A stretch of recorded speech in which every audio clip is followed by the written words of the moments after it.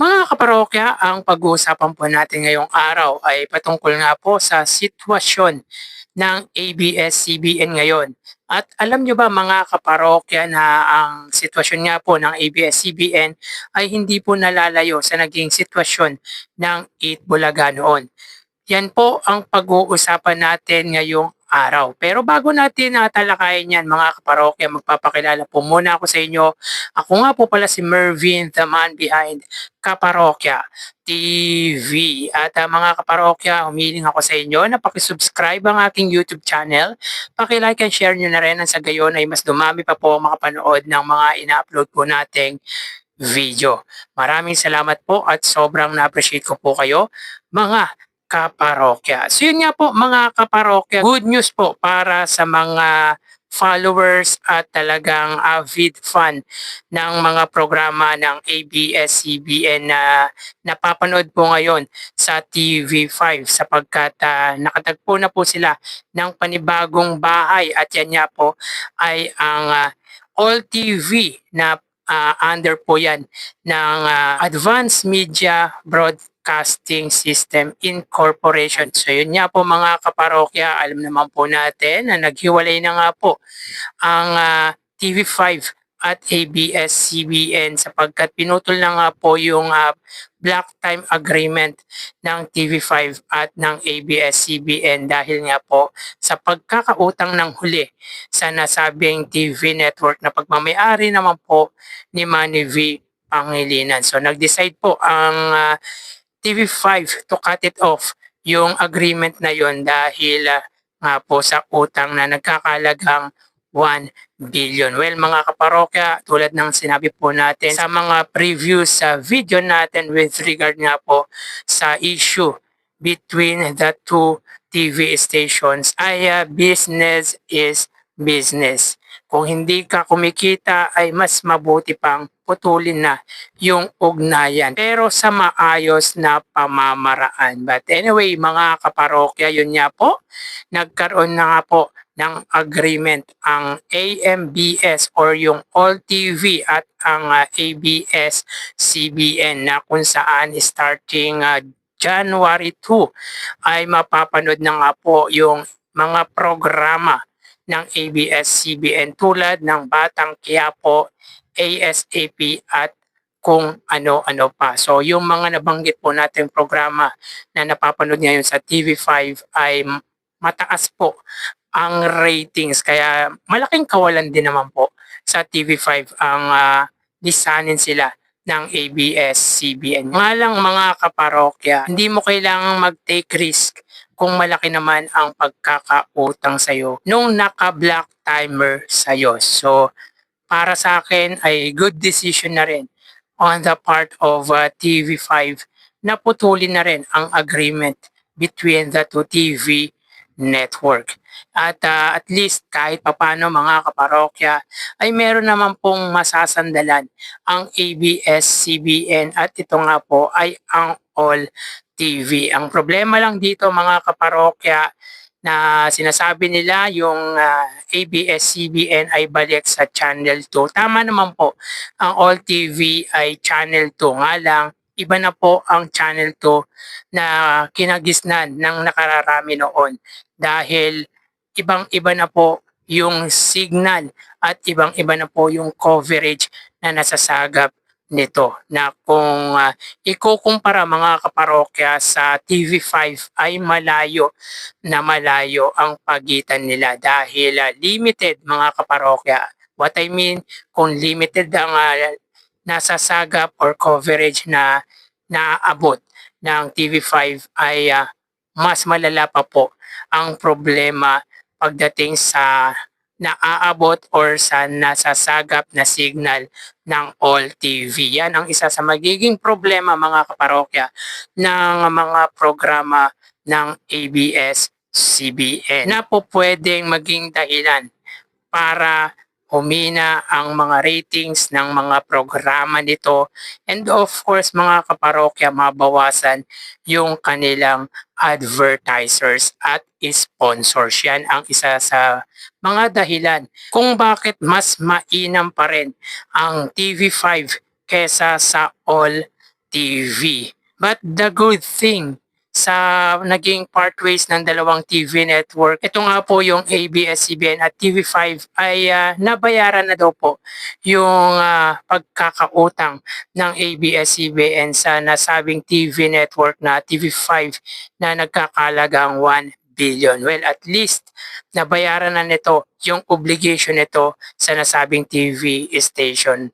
Kahit papano ay meron po silang maayos na paghihiwalayan. Well, sana mga kaparokya ay maganda yung maging partnership ng All TV at ng ABS-CBN. Hindi naman din siguro kagustuhan ng ABS-CBN yung ganong pangyayari. Pero again, business is business.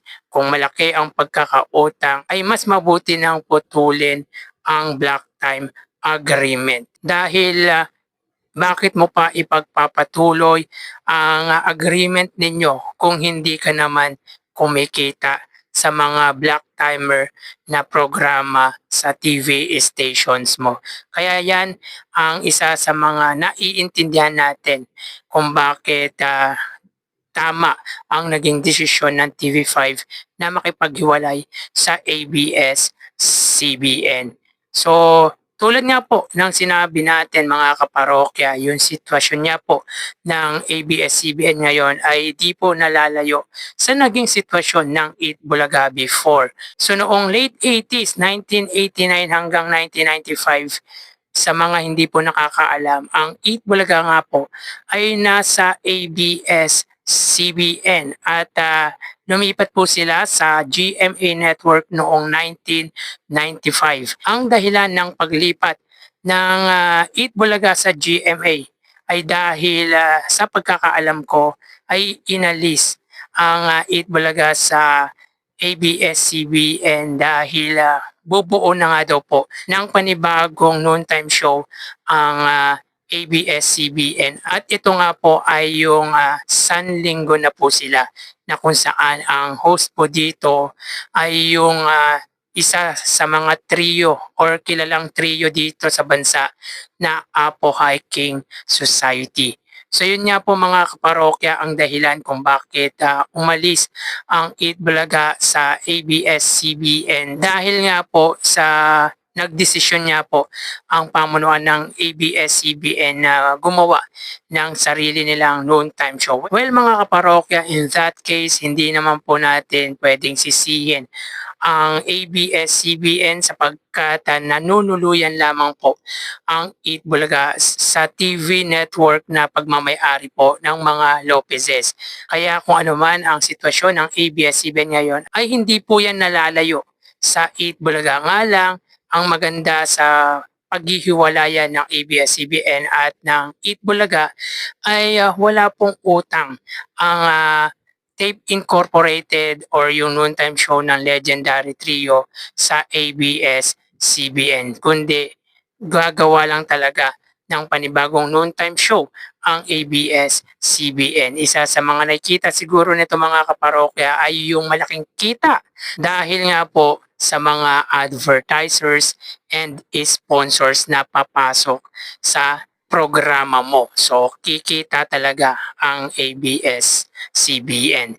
At dyan nga po pumasok ang GMA Network na kung saan mga kaparokya nanuluyan ang Eat Bulaga ng almost 3 decades. If I'm not mistaken, mga parokya ay 28 years ang Eat Bulaga sa GMA Network. Kaya masasabi natin mga kaparokya na yung dalawang biggest TV network na ABS-CBN at GMA Network ang nagpasikat or nakatulong ng malaki sa kanila para mas makilala ay walang iba kundi ang Eat Bulaga. Yan po ay sarili kong perspective, sarili kong pananaw.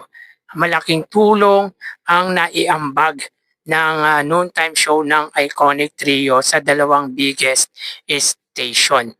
Sa mga hindi po nakakaalam, pang-apat na TV stations na po ng Eat Bulaga ang TV5. Unang-una noong 1979 hanggang 1989 ay sa RPN 9. So ibig sabihin ay 10 years na nag-run ang Eat Bulaga sa RPN9 from 1989 to 1995 sa ABS-CBN at sa GMA Network from 1995 hanggang 2023. Ang dahilan naman po mga kaparokya ng pagkawala ng Eat Bulaga sa GMA Network ay dahil nga po nagkaroon ng feud between the Alusos and the Iconic Trio. So may nagsasabi mga kaparokya na mas pinili ng GMA Network ang mga Alusos or yung Tape Incorporated. Well, hindi po natin alam kung ano po yung tunay na saloobin ng GMA Network with regard nga po dito. Pero ang maganda naman po sa nangyayari ay nagkaroon niya po ng sariling tahanan ang Eat Bulaga at yan niya po ay ang TV5 na kinupkup sila ng buong puso. At ang maganda pa po dito ay hindi na po sila nakikipag-black timer sa TV5 dahil co-producer po ng TVJ Production ang Media Quest or ang TV5.